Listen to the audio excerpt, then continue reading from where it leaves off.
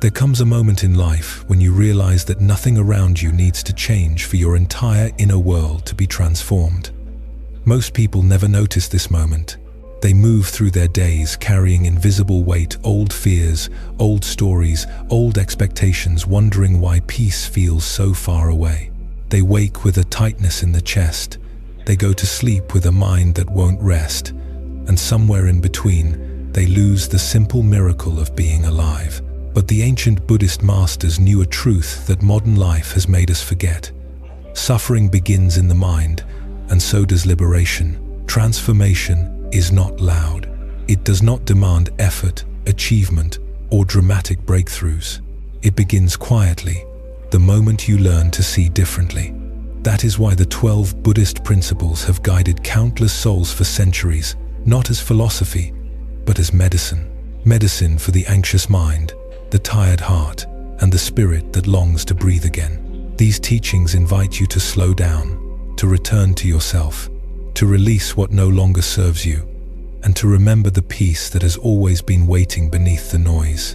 And if you let them, these 12 principles will become a doorway, a gentle, awakening shift that changes the way you think, feel, and walk through the world. 1. Detach from the illusion of control. There was once an old farmer who lived at the quiet edge of the village, where the mountains stretched like ancient guardians and the wind moved with the calm patience of time itself. His life was simple soil, seasons, a single horse, and a heart trained by many years of seeing how everything rises, changes, and fades. When his horse ran away, the villagers rushed toward him with fear and certainty, calling it terrible luck. But the old man, who had long understood the fragile nature of human judgment, simply breathed and whispered, "Maybe, maybe not."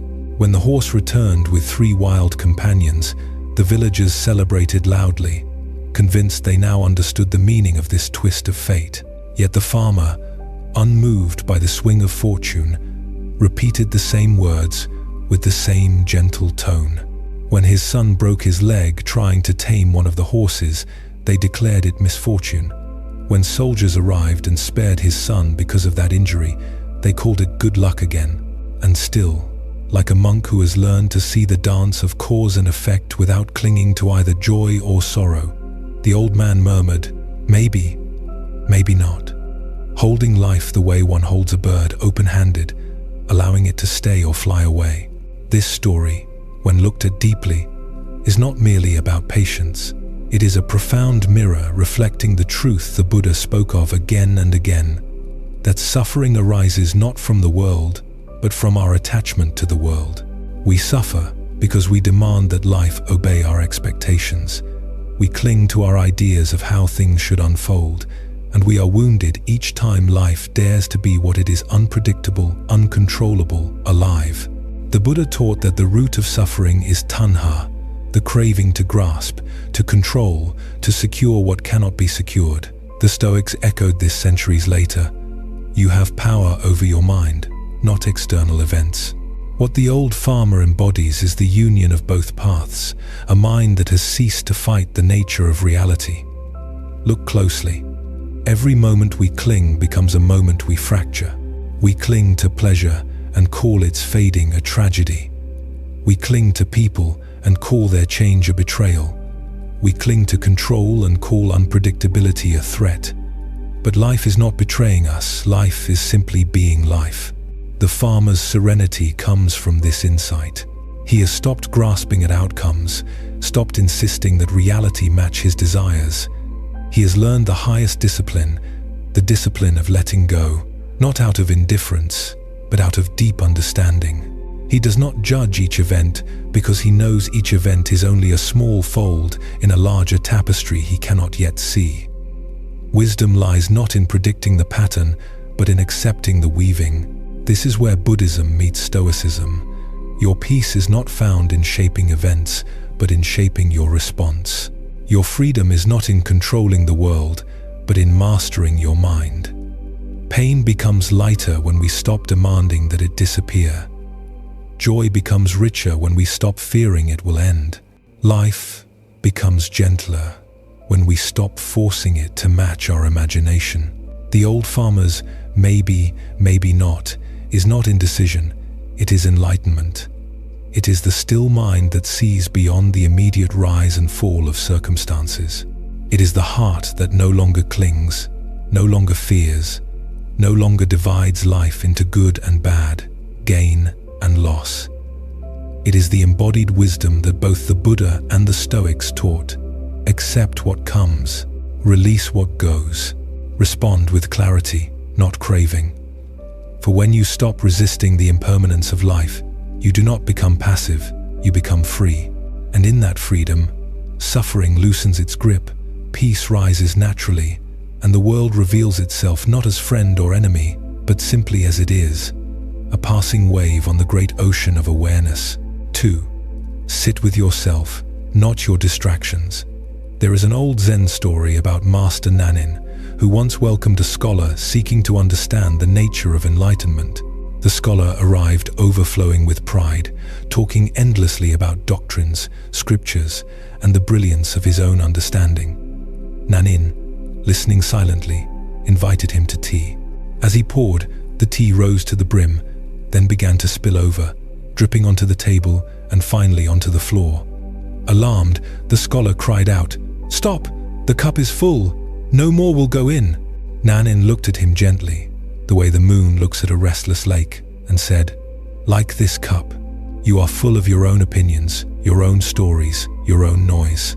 How can I show you anything unless you first empty yourself?" This teaching, though simple, is one of the deepest doors of the Buddhist path. Because before wisdom can enter, before stillness can settle, the cup must be empty. And today, in our modern world, this teaching has become more urgent than ever.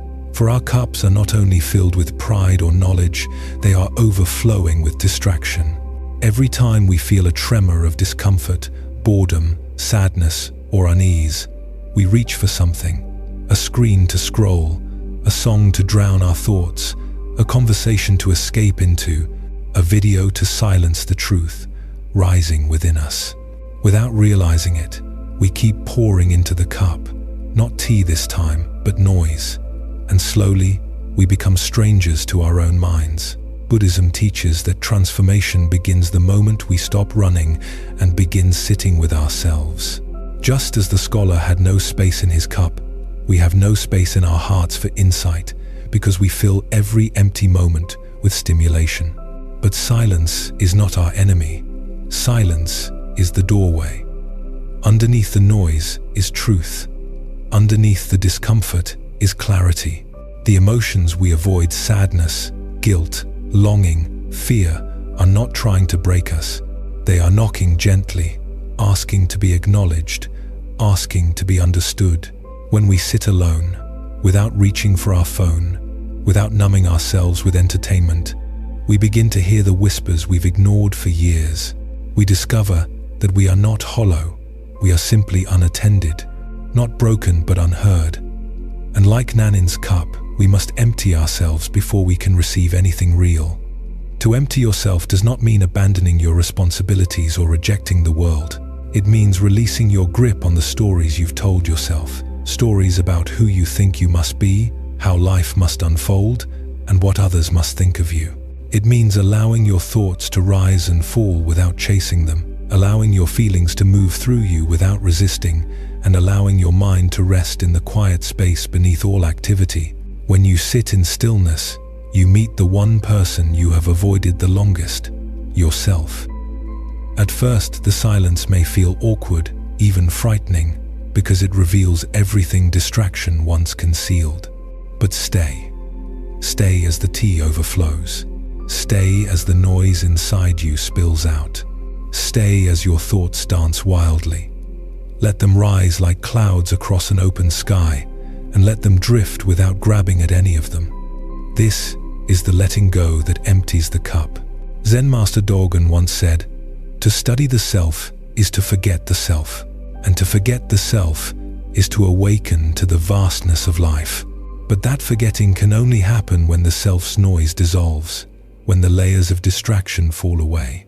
Stoic philosophy echoes this truth. The mind that cannot sit alone is a mind not yet free. When you depend on constant stimulation, you become a prisoner of your own avoidance. But when you learn to be with yourself without escape, you reclaim your freedom. You reclaim your authority over your inner life. Sitting with yourself is not a punishment, it is a homecoming. It is returning to the quiet room within your own heart, a place you have locked for so long you forgot the key was always in your pocket. In that room, you do not need to perform, impress, prove, or hide. You simply breathe. You simply exist. And in that existence, you begin to sense a softness, a spaciousness, a clarity that is deeper than thought and older than fear. You begin to remember that peace has always been available, not in the world outside you, but in the awareness that witnesses everything without clinging to anything. This is the essence of Nanin's teaching. When the cup is full, nothing new can enter, not wisdom, not peace, not understanding. When the mind is full of distraction, nothing true can arise. But when we sit, breathe, soften, and empty ourselves, life begins to pour into us again, not as noise, but as truth. And in that moment, something profound happens. The self we feared to face becomes the very gateway to awakening. The silence we avoided becomes the teacher. The emptiness we resisted becomes the beginning of transformation. And we discover that the cup, once emptied, can finally taste the tea. 3. Embrace the pain that rebuilds you. An ancient story told in the early days of the Buddha's wandering, a story of a young woman named Kisa Gotami, whose life shattered the day her only child stopped breathing in her arms.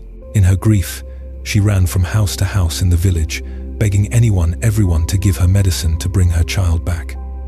People pitied her, avoided her, whispered that she had gone mad from sorrow. At last, someone told her to seek the Buddha, for if anyone could help her, it would be the awakened one. When she fell at his feet, pleading for her child's life, the Buddha looked upon her with eyes full of compassion and said gently, "Bring me a handful of mustard seeds, but only from a home where no one has ever lost a mother, a father, a husband, a wife, a child, or a friend." Believing she had finally found a cure, she rushed out into the town. But as she knocked on door after door, a quiet truth revealed itself. Every family had tasted loss. Every home held a story of grief. Every heart carried a wound. And so, as the sun set and she sat alone beside the road, cradling her child's still body, a deeper understanding dawned within her. The medicine she had been searching for was not for her child, but for her suffering. Her pain was not a curse meant only for her, it was the shared human condition. And with this realization, she returned to the Buddha transformed. In Buddhism, this story is not told to romanticize pain, but to awaken us to its nature. Most people run from pain, they fear it, resist it, try to numb it, escape it, bury it. We grow up believing that pain is a sign something has gone wrong, that it must be fixed immediately or avoided at all costs. But the Buddha taught a different truth. Pain is not the enemy. Pain is the messenger that knocks on the door of the heart when it is time to grow. It is the mirror that shows us where we are clinging. It is the flame that burns away illusion. Pain is the crack through which light enters the soul, not to destroy, but to reveal. And like Kisa Gotami, we discover through experience that suffering connects us to every living being, that our tears are part of the great river of human sorrow, and that we do not walk alone. Growth never feels like comfort. It feels like breaking open, like losing the life we thought we could not live without, like standing in the ruins of our old selves and not yet knowing what will rise from the ashes. Just as a seed must shatter in darkness before it can become a tree reaching toward the sun, you too must allow parts of yourself to break so that something wiser and more compassionate can emerge. Pain is not here to punish you, it is here to reshape you. When you sit with your suffering instead of fleeing from it, when you breathe with it instead of numbing it, you begin to hear its wisdom. That heartbreak you carry so tenderly, it is teaching you what you truly value. The failure that embarrassed you, it is revealing the strength you never knew you had. The silence that frightens you, It is guiding you toward the parts of yourself that are finally ready to be healed. Kisa Gotami's awakening began not when her child returned to life, but when she realized that loss is a thread woven into every human heart. When she stopped fighting reality, she stopped suffering. This is the core of the Buddha's teaching. The moment you stop resisting pain, you begin to be transformed by it. Stoic philosophy echoes this truth. What matters is not what happens to you, but how you meet it. The question is not, why is this happening to me? But what is this trying to teach me? This shift, gentle, subtle, profound, turns pain into power and sorrow into clarity. The most peaceful people are not those who avoided suffering, but those who faced it, bowed to it, and allowed it to deepen them. They did not try to outrun what hurt. They allowed the fire to burn away the fearful, clinging version of themselves, and from the ashes rose a quieter, steadier, kinder soul. So do not rush to escape what hurts. Stay, breathe, listen. Let the pain show you where you have been holding too tightly. Let it soften you. Let it humble you. Let it open your eyes to the truth that everything you love will change. Everything you cling to will eventually slip through your fingers. And everything you fear is already teaching you how to be free. For when you embrace pain with presence, it does not just break you, it rebuilds you. And like Kisa Gotami sitting beneath the night sky, seeing the universality of sorrow, you may discover that your suffering, when met with understanding, becomes the doorway to compassion, wisdom, and awakening. 4. Simplify your life. Amplify your spirit. There is a moment in the life of Prince Siddhartha that continues to echo across centuries. A moment not marked by thunder or spectacle, but by an inner trembling so profound that it shifted the axis of human consciousness. On a silent night, while the palace slept under jeweled lanterns, Siddhartha walked past silks, gold, and musicians, past the guards who adored him, past the gardens that bloomed endlessly for his pleasure. He walked past everything the world told him he should desire. For the first time, he truly saw the truth he had been protected from, that luxury cannot shield anyone from sickness, aging, sorrow, or death, that no matter how many comforts encircle the body, the heart remains vulnerable. And so, with the clarity of someone who finally sees the world without illusion, he placed aside the ornaments of royalty, kissed his sleeping wife and child goodbye, mounted his horse, and stepped into the unknown. It was not an act of abandonment, it was an act of awakening. It was the recognition that nothing he owned could answer the ache within him. And in that moment of radical honesty, Siddhartha understood something the rest of us often spend our entire lives avoiding. That true freedom begins where clinging ends. His journey is not simply a historical event. It is a profound metaphor for the inner departure each of us must make if we wish to taste genuine peace. Siddhartha's renunciation was not about rejecting the world. It was about rejecting the illusions that bind us to suffering. And this teaching flows into one of the deepest rivers of Buddhism. Simplify your life, and you amplify your spirit. In a world that constantly urges us to accumulate more, to want more, buy more, prove more, become more, simplicity appears weak, almost foolish. But in the eyes of the Buddha, simplicity is not deprivation. It is clarity. It is the return to the natural state of the mind before it was tangled by craving, comparison, and fear. It is the courageous act of setting down what weighs us down so the spirit can breathe again. Look at your own life for a moment. How many burdens do you carry that you do not need? How many objects fill your home but not your heart? How many commitments fill your calendar but not your soul? How many relationships drain you because you keep trying to be everything to everyone? And how many thoughts, old stories, wounds, regrets do you replay even though they have never brought you peace? We often think suffering is caused by the things we lack. But Siddhartha discovered, and the Stoics affirmed, that suffering is caused by the things we cling to.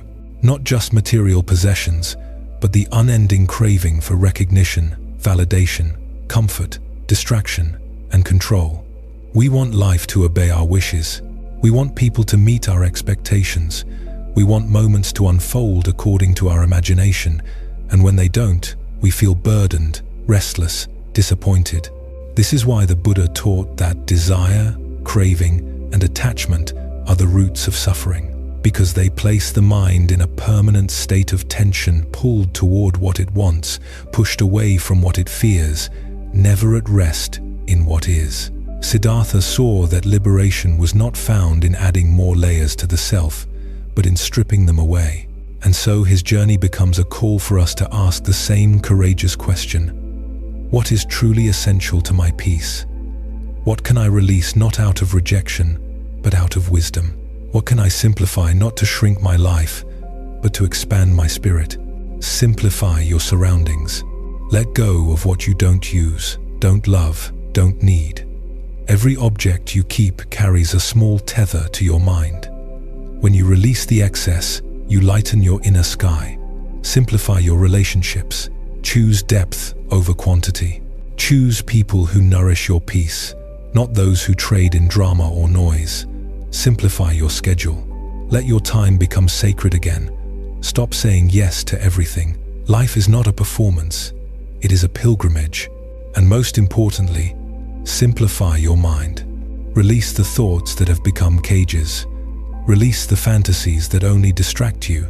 Release the fears that do not protect you, the expectations that do not serve you, and the stories about yourself that were never true. When you begin to live with less, you begin to feel more spaciousness in your breath, more clarity in your decisions, more gratitude for the simple and the real. You gain more energy for growth, more awareness of the present moment, more connection to the part of you that cannot be shaken by circumstances. Simplicity does not take joy away from your life. It removes the things that keep you from noticing joy. It creates a quiet inner temple where your spirit can rise without being drowned by noise. This is the essence of Siddhartha's renunciation, not running from life, but returning to life in its purest form, not rejecting the world, but seeing it clearly. He realized what the Stoics later framed in words: you cannot control the world, but you can purify how you meet it. And when your life becomes simple enough, quiet enough, honest enough, you begin to hear something you may have forgotten: the soft voice of your own soul. That voice is the path. That voice is the teacher. That voice is the timeless echo of the Buddha in you. 5. Become the observer, not the reactor. There is an old story told in the early days of the Buddha's wandering life, a story that reveals the heart of his teaching with the clarity of a still pond. One afternoon, as the Buddha walked into a village, a man stepped forward, filled with anger and insult. He hurled accusations, curses, and mockery at the Buddha, trying to provoke him, trying to pierce his composure. The villagers watched, waiting for the holy man to defend himself, to argue back, to react as any ordinary person would. But the Buddha simply stood there calm, steady, present, allowing the man's fury to rise, crest, and fall without taking root in his mind. When the man finally ran out of breath, the Buddha spoke with a voice as soft as a mountain stream. If someone offers you a gift and you do not accept it, to whom does the gift belong? The man, confused, replied, to the one who offered it, of course. The Buddha nodded gently. In the same way, he said, your anger, your insults, your hatred, I do not accept them. They remain your burden, not mine. And then he walked on, leaving behind not triumph, not humiliation, but a profound silence in which the villagers could feel the depth of a mind untouched by the storms of others. This story is not merely a tale about patience, it is a doorway into the essence of spiritual mastery. For most people, the insult would have burned like a spark landing on dry leaves. The ego would have rushed forward to defend itself. The mind would have reacted before awareness could even arise. But the Buddha embodied the one teaching that sits at the center of liberation. Be the observer, not the reactor. You are not your anger. You are not your fear. You are not even your pain. You are the one who watches them arise, shift, and pass. The trouble is that most people forget this. A single rude comment can tighten the chest. A memory can darken the mind. A fear can hijack the breath, and before they realize it, they have become the very emotion they are experiencing. Anger speaks through their mouth. Anxiety moves through their body. Sadness pulls at their choices. They are no longer choosing. They are being pushed. They are no longer responding. They are reacting. But Buddhism teaches a path that is both simple and difficult. A path of watching rather than becoming. A path of stillness rather than struggle. The Buddha did not merely resist the angry man. He observed the moment with clarity. Just as clouds drift across an open sky without staining it, emotions can drift across the mind when the mind remembers its true nature. Spacious, aware, untouched. To observe an emotion is not to suppress it or deny it. It is to bow to the reality of the moment without letting the moment define who you are. When anger rises, you can say gently, "Anger is here." When fear tightens your breath, you can whisper inwardly, "Ah, fear has arrived."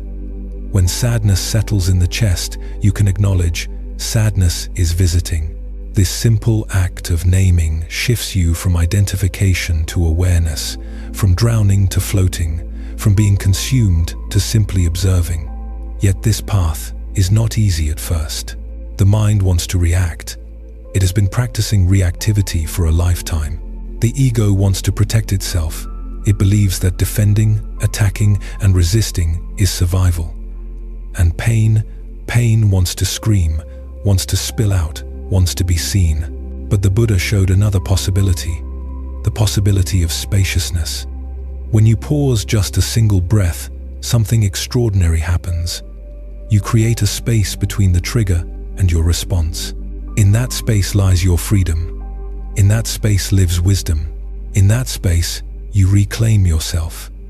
The angry man offered the Buddha a gift of hatred, but the Buddha did not open his hands to receive it.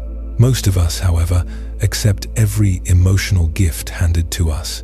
Someone throws anger our way, and we pick it up. Someone throws fear, and we swallow it. Someone throws insult, and we wear it like a coat. But what if you began to practice the Buddha's lesson? What if you refused to accept every storm that arrives at your door? What if you learned, at last, to let emotions pass through your awareness without claiming them as your identity? Here is the truth, whispered across Buddhist teachings and echoed in the quiet strength of Stoic philosophy. Anger is not the enemy. Identification with anger is. Fear is not the enemy. Surrendering your clarity to it is. Pain is not the enemy.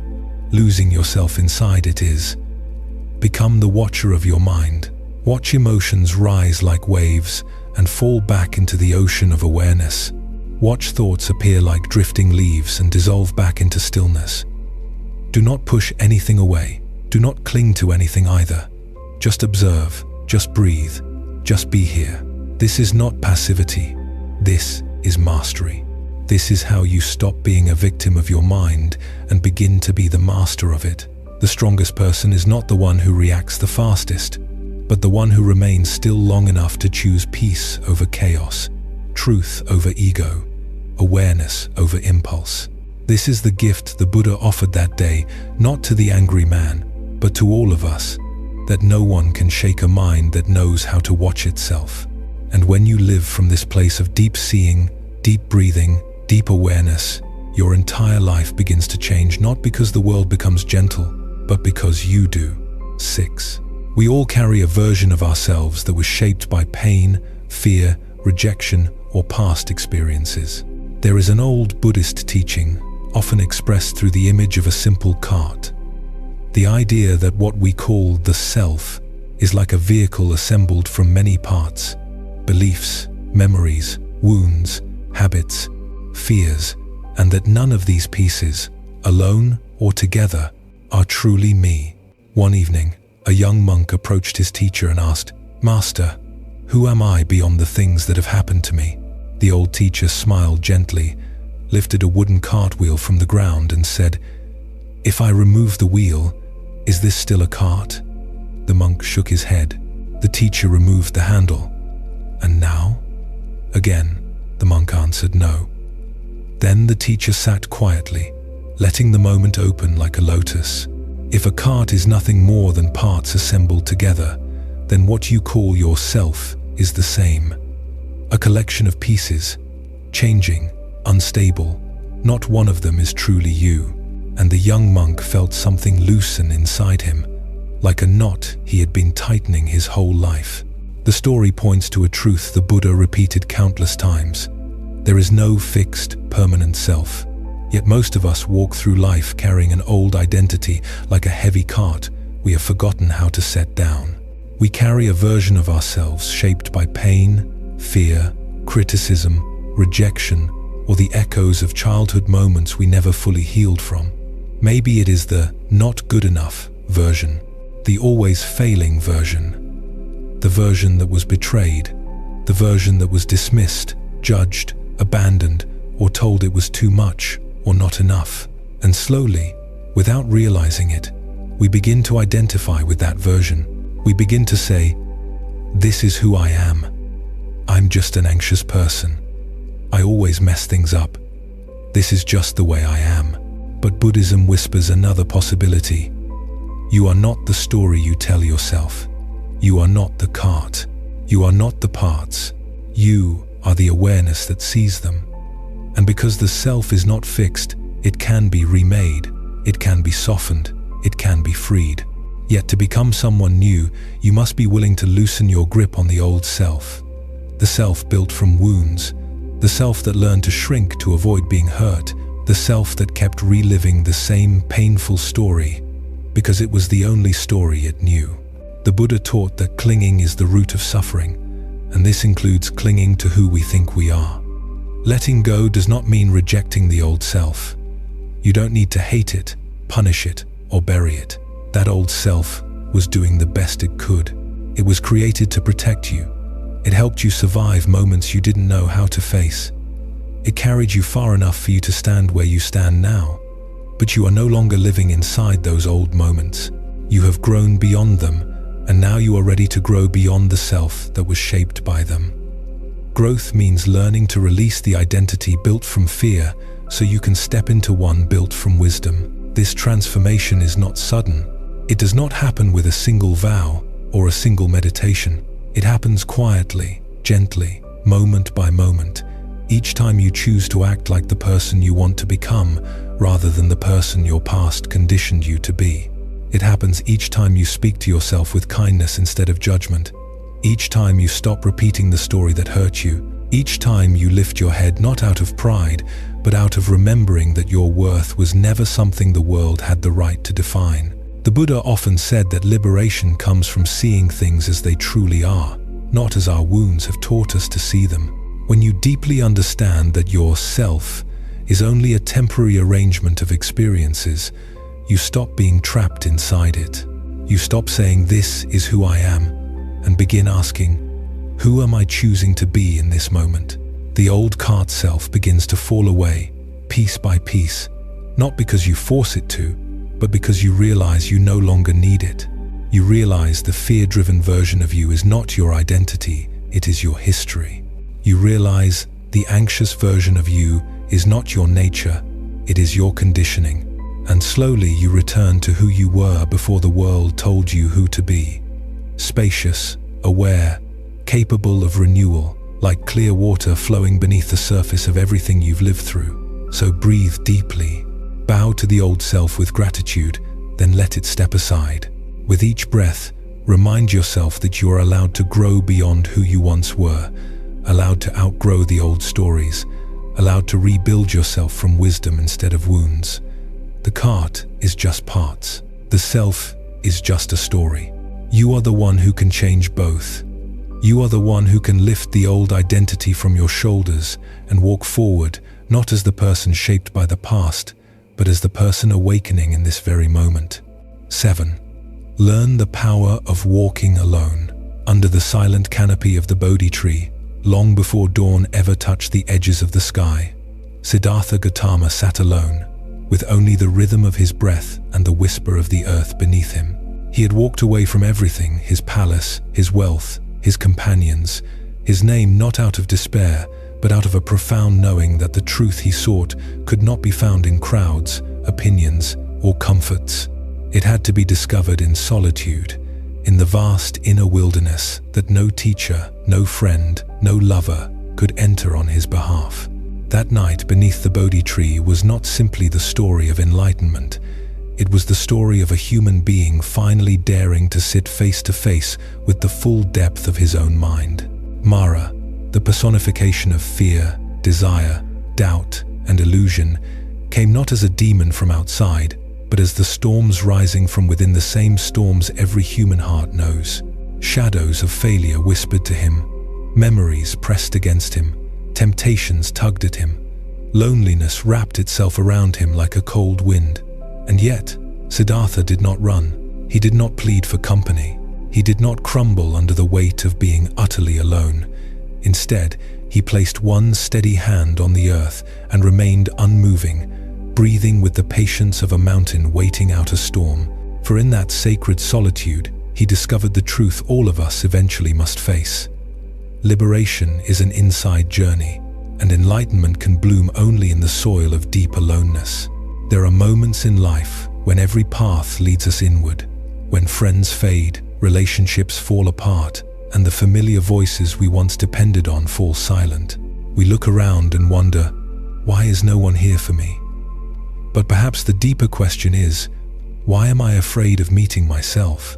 Because solitude, when misunderstood, feels like abandonment, but when understood through the eyes of awakening, solitude becomes a sanctuary.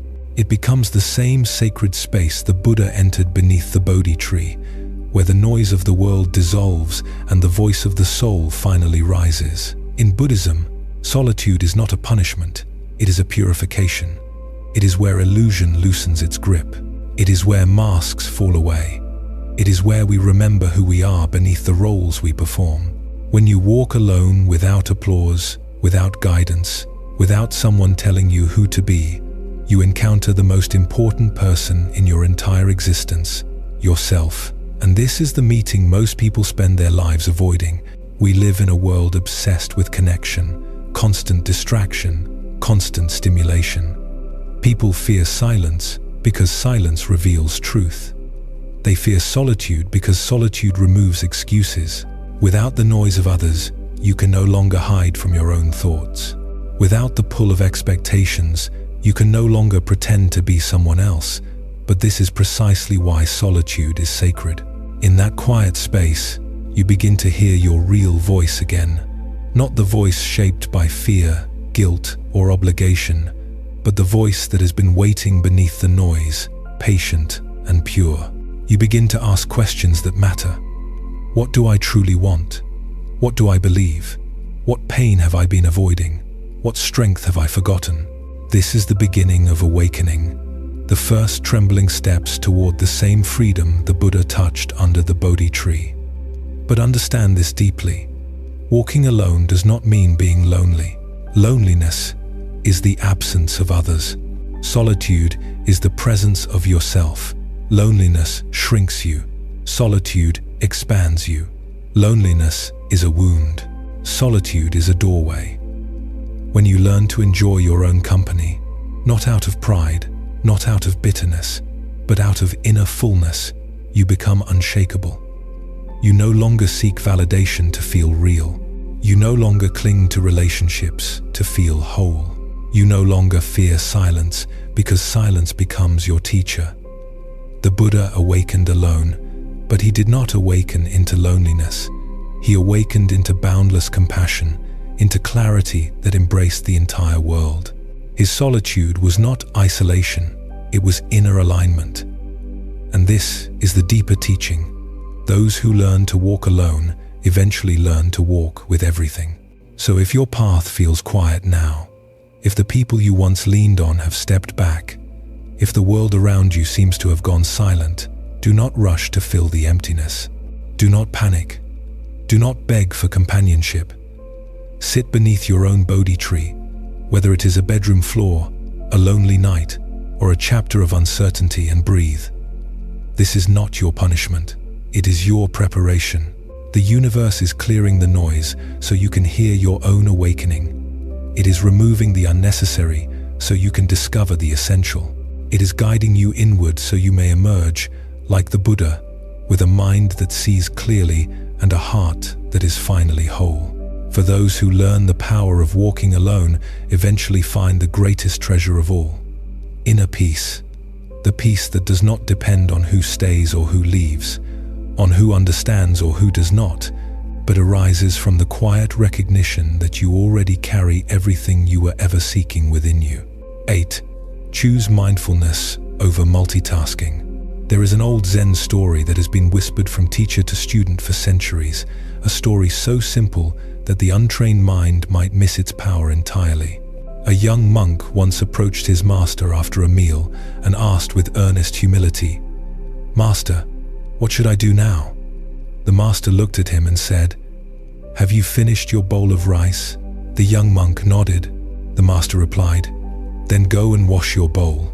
And in that single sentence, so ordinary, so unembellished, lay the entire universe of Zen practice. When you eat, just eat. When you wash your bowl, just wash your bowl. This teaching may sound small, even mundane, but it holds a truth that the modern world has forgotten. We live in an age where multitasking is worshipped like a badge of honor. People eat while scrolling their phones, listen while rehearsing their responses, walk while their minds race across invisible landscapes of future worries and past regrets. They juggle tasks endlessly, believing that the more fragments of attention they scatter, the more productive, valuable, or efficient they appear. Yet they do not notice the cost. A life lived half awake, disconnected, drained of presence.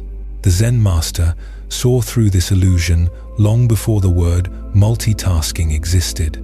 He knew that when you split your attention across many things, you bring only a fraction of yourself to each one.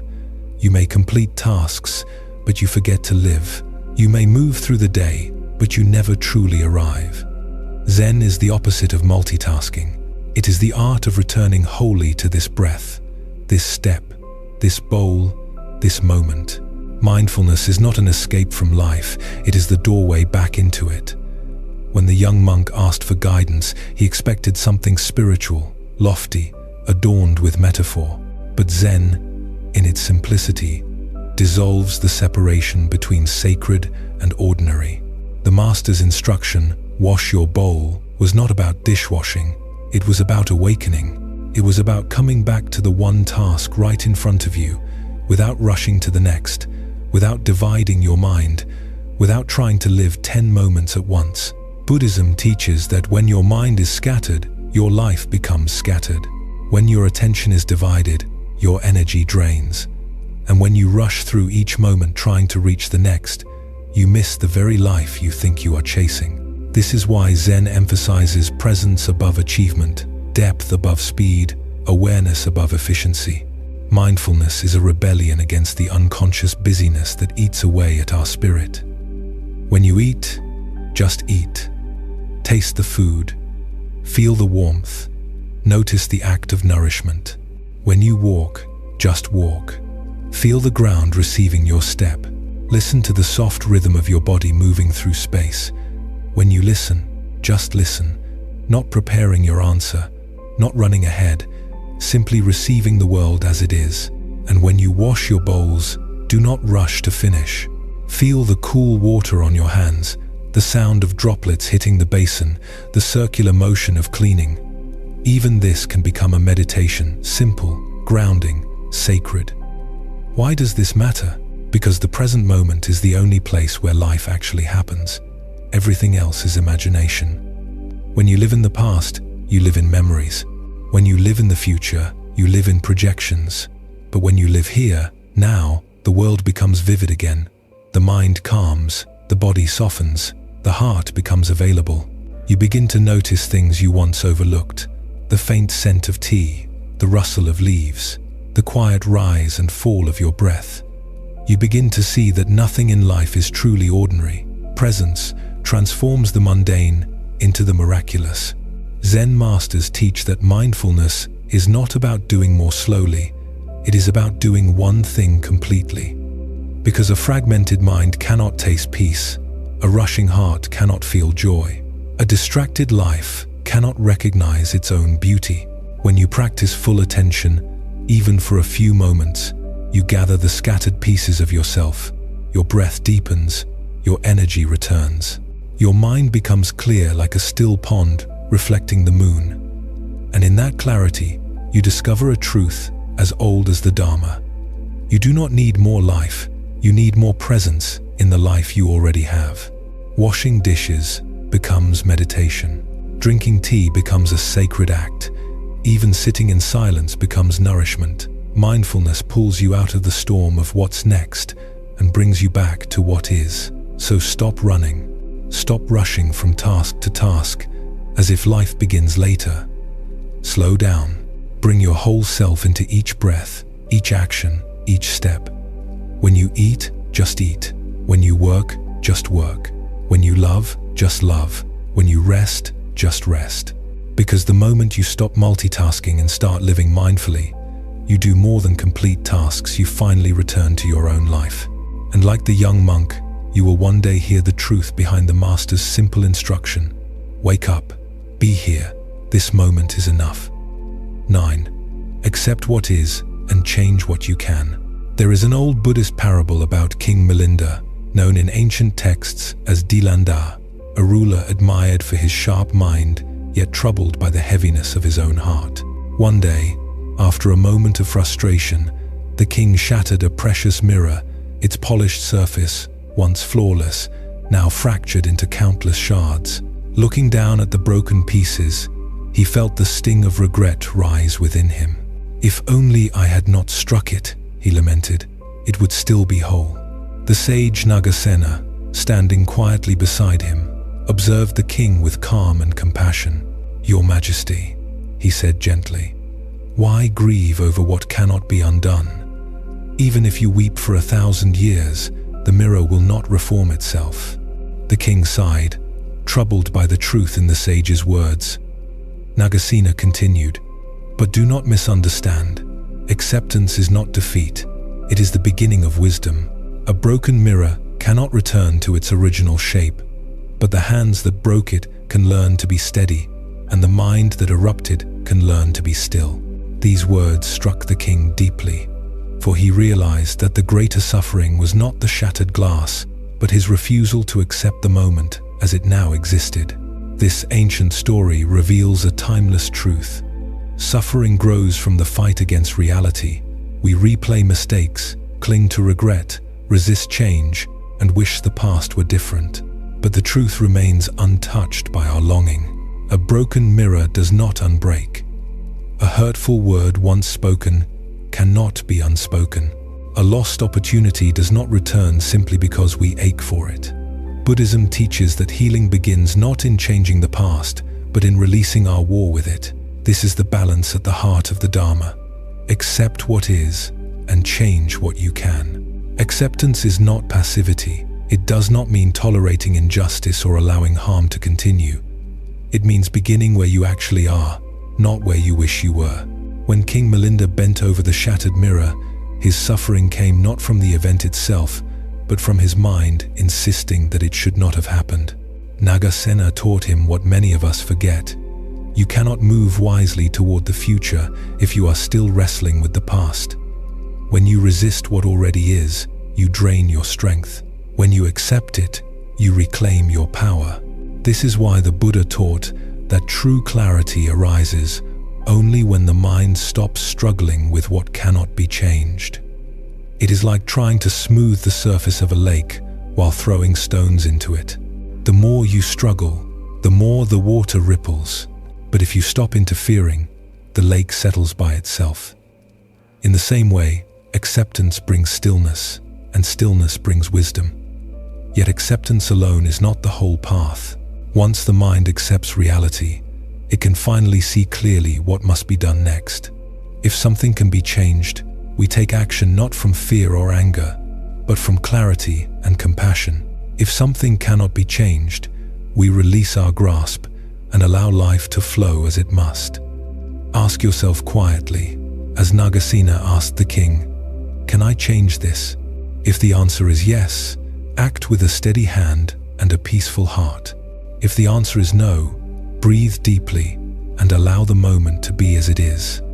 This is not weakness, it is spiritual maturity. It takes more courage to face reality than to fight it. It takes more strength to let go than to cling. And it takes profound wisdom to recognize the difference. When you live this way, accepting what is, changing what can be, something begins to shift. You stop being a victim of circumstances. You stop drowning in regret. You stop wasting your life replaying moments that no longer exist. You begin to move through the world with a quiet power, responding instead of reacting, choosing instead of collapsing. You realize that peace is not the absence of challenges, but the presence of clarity in the midst of them. King Milinda, upon hearing Nagasena's teaching, finally understood. He knelt before the broken pieces. This time, he did not wish them whole. He did not curse the moment. He simply accepted the mirror as it was broken, irreparable, yet no longer a source of torment. In that acceptance, his mind grew still, and from that stillness, a deeper wisdom rose. If the mirror cannot be restored, then let my heart be the thing that becomes whole. This is the essence of Buddhist awakening. You cannot heal by resisting the truth. You heal by meeting the truth with an open, steady, unafraid mind. So when life breaks something in your hands, your plans, your trust, your expectations, remember the shattered mirror. Remember the king who learned to bow to reality. And remember the sage who whispered a teaching that can free any heart in any lifetime. Accept what is, change what you can, and let wisdom guide you to know the difference. 10. Choose compassion, even for yourself. There is a story from the early Sangha, a story that reveals the depth of the Buddha's compassion with such purity that it becomes a mirror for our own hearts. One day, the Buddha and the Venerable Ananda were walking among the dwellings of the monks when they came upon a bhikkhu lying alone, gravely ill, his body covered in filth, abandoned by those who were supposed to care for him. The monk was too weak to rise, and his own shame had kept him silent. When the Buddha saw him, he did not turn away, nor did he pass the suffering by as something unpleasant or inconvenient. Instead, he knelt beside the sick monk, washed his body with his own hands, cleaned his wounds, and cared for him with the same tenderness a mother would give her child. When the other monks gathered, the Buddha looked at them with a gaze that pierced through their neglect and said softly, "Monks, you have no mother, no father to care for you. If you do not care for one another, who will? Whoever would tend to me, let them tend to the sick." With these words, he revealed a profound truth. Compassion is not an optional virtue. It is the heartbeat of awakening. Yet within this story lies another layer, hidden but essential. The compassion the Buddha showed the sick monk is also the compassion we must learn to show ourselves. For though it is easy to feel tenderness toward others, we often abandon ourselves in the same way the Sangha abandoned the sick monk. When others falter, we offer kindness. When we falter, we offer punishment. When others struggle, we speak softly. When we struggle, we speak with cruelty. We replay our mistakes over and over, as if suffering were a duty. We burden ourselves with guilt that has long outlived its purpose. We set standards so high that even our best effort feels like inadequacy. But the Buddha's teaching is clear. Compassion must begin at home, and home is your own heart. You cannot grow while waging war against yourself. A flower cannot bloom in soil that is constantly being struck and turned. A spirit cannot flourish under the weight of its own self-condemnation. The Buddha understood this intimately, for when he knelt beside the sick monk, he was not only teaching the Sangha to care for one another, he was teaching us to care for the parts of ourselves that lie weak, ashamed, wounded, and afraid. He was teaching us to wash gently the inner places we hide from, the mistakes we avoid, the failures we curse ourselves for. To practice compassion is to turn toward the parts of our heart we have abandoned and say, "You are worthy of care. You are worthy of patience. You are worthy of love." Self-compassion does not mean making excuses. It means acknowledging our humanity. It means understanding that healing is not linear, that becoming whole is messy, that mistakes are not proof of failure but signs that we are alive, learning, unfolding. When you fall short, speak to yourself the way the Buddha spoke to the sick monk, not with judgment, but with presence. It's okay, you can say. You are trying. You are learning. You deserve gentleness. The voice you speak to yourself with becomes the room your spirit lives in. If that voice is harsh, the spirit contracts, afraid to move. If that voice is kind, the spirit opens, willing to grow. Think of a child learning to walk.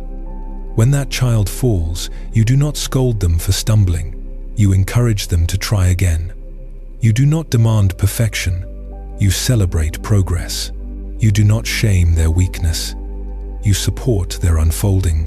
Why then do we refuse ourselves the same tenderness? Why do we treat our own heart as if it must be flawless to be deserving of love? The Buddha's act teaches us otherwise. Even in your darkest moments, you are not broken, you are becoming. Even in your confusion, you are not lost, you are still on the path. Even in your imperfections, you are not unworthy, you are simply human. And humanness is the very field in which awakening grows. Self-compassion is not softness in the weak sense. It is strength in the deepest sense. It is the courage to sit with your wounds rather than hide them. The courage to forgive yourself rather than punish yourself. The courage to speak kindly to yourself in moments when the old habits of self-judgment rise like storms. When you stop fighting yourself, you do not lose discipline, you gain clarity. When you stop attacking yourself, you do not become complacent, you become free. And when you place a hand over your heart, breathe deeply and whisper, I am doing my best. I am learning. I deserve love, even from myself. Something shifts in the very fabric of your being. That shift is the beginning of transformation, not forced, not pressured, but arising naturally from the soil of compassion. For the path of healing is not paved with self-judgment. It is built step by step, breath by breath, with the same tenderness the Buddha offered the sick monk. And when you offer that tenderness to your own heart, you walk the path not only toward awakening, but toward wholeness. 11. Break the cycle by breaking the thought. Two monks were traveling together, walking silently along a muddy forest path after a long night of rain. As they reached a small river crossing, they saw a young woman standing beside the water, fearful and unable to step forward because the current was stronger than she could manage. Without hesitation, the older monk lifted her gently, carried her across the river, and set her down on the opposite bank. She bowed in gratitude, and the two monks continued on their way. They walked in silence for several hours, the trees whispering above them, the sound of water fading behind. But within the younger monk, a storm was rising. He kept replaying the moment in his mind. The touch, the lift, the act that went against the monastic rule of avoiding physical contact with women. His face tightened. His breath grew shallow. His mind repeated the same inner lines again and again. He broke the rule. He touched her. How could he do that? Why would he do that? Finally, unable to contain himself, he burst out. Why did you carry that woman? We monks are not supposed to touch women. The older monk stopped, looked at him with compassion, and said, Brother, I set her down hours ago. Why are you still carrying her? In that moment, the forest seemed to grow still. The young monk realized that while the woman had left their presence long ago, he had carried her in his mind the entire journey, imprisoned not by the act itself, but by the thought of it. This ancient koan is not merely about rules or discipline. It is a mirror held up to the workings of the human mind. Every day, countless thoughts pass through our consciousness, some gentle, some useful, but many harmful, without us realizing it. Thoughts like, I'm not enough. They shouldn't have treated me that way. I always fail. What's the point of trying? These thoughts are the modern version of the woman by the river. Brief encounters that we continue to carry long after the moment has passed. The younger monk carried a thought the same way many of us do, repeating it, feeding it, believing it. And once belief takes root, it shapes everything: our choices, our actions, our energy, and ultimately, our lives.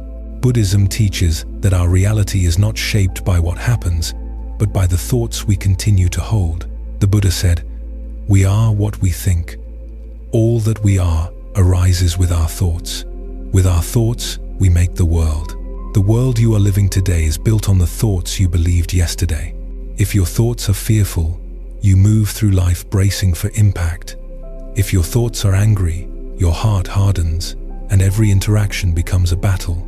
If your thoughts are rooted in lack, you feel incomplete, even when surrounded by abundance.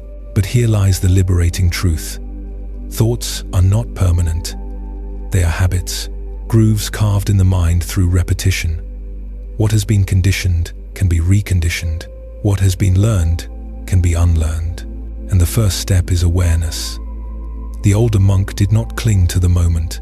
He observed the situation, acted compassionately, and let it go. The younger monk became trapped not by the event, but by the thought about the event. This is exactly how suffering takes shape in our own lives. A moment happens, often small and fleeting, but the mind repeats it, judges it, resists it. A thought becomes a story becomes a belief, and a belief becomes a prison. To break the cycle, you must break the thought before it becomes a belief. When a painful or limiting thought arises, pause. Do not react, do not obey. Observe it the way the older monk observed the woman, with clarity and without attachment. Ask gently, is this thought true? Is this thought helpful? Is this thought taking me where I want to go? Most of the time, you will find that the thought is nothing but an old pattern, a familiar script your mind recites, not because it is real, but because it is habitual. When the thought appears, "I always mess things up," you can say, "This is a pattern, not a truth." When the mind whispers, "I'm not enough," you can breathe and reply, "I am growing, and growth is imperfect." When the past tries to return as self-doubt, you can meet it with compassion. "I have changed in ways my old self never imagined." This is not forced positivity. This is conscious mental training. Just as the body needs nourishing food, the mind needs nourishing thoughts. And just as the younger monk needed guidance from the older monk to see his error, we must guide ourselves with awareness, patience, and gentleness. These inner loops were not created in a day. They were formed through years of repetition, trauma, fear, and misunderstanding. So be patient as you learn to interrupt them. Every time you question a thought, you weaken it. Every time you choose a kinder thought, you strengthen a new pathway. This is neuroplasticity, what science discovered thousands of years after Buddhism quietly practiced it. Meditation becomes the bridge between awareness and transformation. When you sit in stillness, you begin to see what normally goes unnoticed. The same thoughts rising and falling, the same stories repeating themselves. And in that stillness, you gain something precious. Space. The space to choose. The space to respond consciously rather than react blindly. Over time, you stop believing every thought that appears. You become the observer, not the prisoner. You begin to think on purpose rather than out of habit. And slowly, the mind becomes less of a battlefield and more of a sanctuary. This is the deeper teaching of the two monks. The world will hand you many things to carry, but suffering comes only when you continue carrying what you should have already set down. Break the thought, and you break the cycle.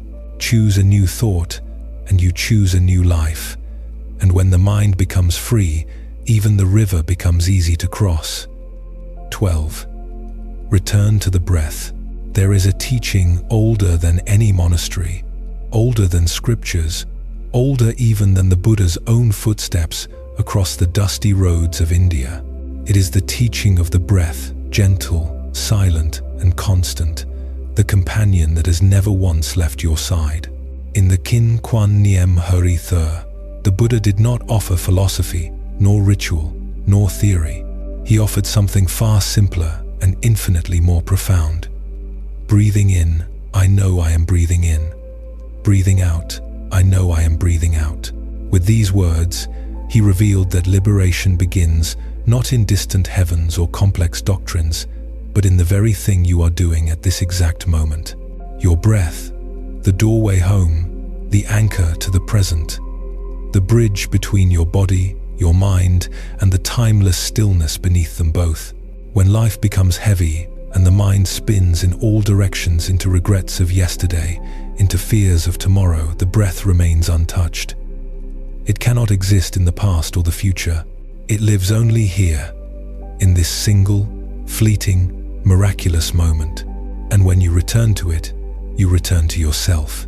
For thousands of years, monks have sat in forests, caves, temples, and quiet corners of the world, watching the breath the way one watches a river, not to control it, but to understand the truth of flow, the truth of impermanence, the truth of being alive. They have discovered what modern people forget, that the breath is not merely air entering and leaving the body. It is the thread that ties awareness to now. It is the first thing you did when you arrived in this world, and it will be the last thing you do before you leave it. Everything in between is simply an opportunity to awaken. But we forget. The mind pulls us away from the simplicity of this moment. It races into memories, replaying what cannot be undone. It leaps into imagined futures, creating fears that may never come. It reacts, it contracts, it panics, and in the process, we lose ourselves, not because reality is unbearable, but because we have abandoned the breath that anchors us to what is real. This is why the Buddha taught that you are not your thoughts, you are not your emotions, you are the one who watches them. When a storm of anger rises, most people become the storm. When fear grips the chest, most become the fear. When sadness darkens the mind, most drown inside it. But mindful breathing reveals another way. As you inhale slowly, you come back into your body. As you exhale gently, you release the grip of thought. And then, like clouds drifting across an open sky, emotions move without owning you. You watch them, you feel them, but you do not become them. This is the heart of the sutra, to return again and again to the breath until the watcher within you grows stronger than the waves that try to pull you away. Try it now, even as you read these words. Inhale, notice the coolness at the tip of your nose. Feel your chest expand, your belly soften. Exhale, feel your body let go, like a wave returning to the sea. This simple act, repeated with awareness, rewires your entire being. Your nervous system calms, your heart softens, your mind becomes still. You step out of the storm and into the quiet center within it. Science now confirms what monks have always known. Mindful breathing reduces stress hormones, strengthens the immune system, improves emotional resilience, and clears the mind. But beyond the science lies the deepest truth. Your breath is your direct connection to life itself. When you breathe consciously, you do not just calm your mind, you return to yourself. And in this returning, you discover the greatest freedom, the ability to respond, not react. The Buddha taught that suffering arises when the mind is dragged by craving, fear, and habit. But through mindful breathing, you create space between stimulus and response, between emotion and identity, between what happens and who you choose to be. Anger is no longer an explosion. It becomes a passing visitor. Fear is no longer a cage. It becomes a cloud drifting through the sky of awareness. Sadness is no longer a weight that crushes you. It becomes a gentle rain nourishing the soil of your heart. The breath transforms you not by changing your circumstances, but by changing your inner posture. You stand with more clarity, more steadiness, more compassion toward yourself. You begin to realize that peace was never something outside to be chased. It has always lived in the quiet space between one breath and the next. So, when life overwhelms you, when responsibilities pile up, when the world feels loud, when your mind is filled with noise, do not rush outward looking for relief. pause, close your eyes, place a gentle hand over your heart, and breathe. Let your breath become your prayer. Let it gather your scattered energy. Let it cleanse the fog from your mind. Let it remind you that this moment, right here, is enough. The past is gone. The future has not arrived. But this breath is real. This breath is home. This breath is life. Make it a practice. In the morning before the world reaches you, breathe. In the evening after the world releases you, breathe. Before speaking, breathe. Before reacting, breathe. Before thinking you are lost, breathe. Even one conscious breath can change your entire state of being. Because when you master your breath, you begin to master your mind.